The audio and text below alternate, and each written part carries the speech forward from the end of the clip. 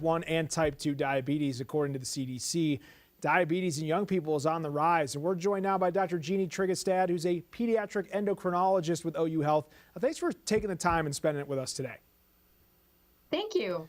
So we appreciate the invitation. Let's start right away with some of the symptoms associated with pediatric diabetes.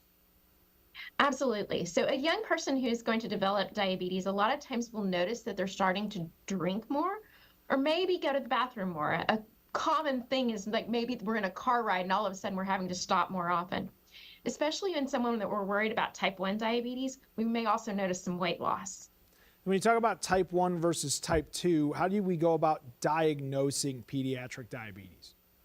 That's a great question, and it can be a little bit tricky.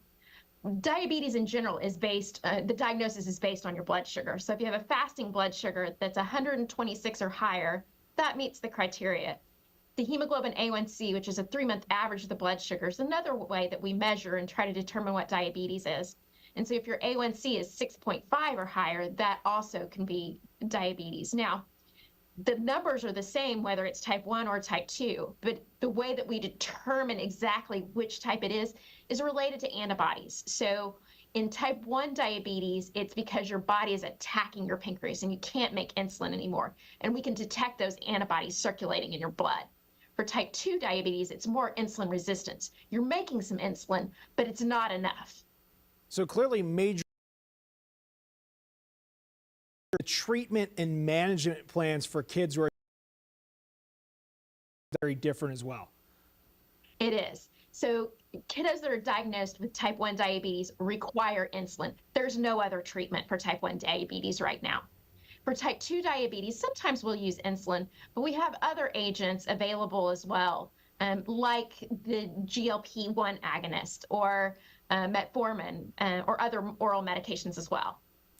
So one thing I really want to get into, we have a little bit of time left here, is when you talk to children about their diagnosis here, there's got to be a way that you go about this where you explain to them, hey, things are just going to be a little different than they are for you and some of the other kids right now. How do you go about having that conversation?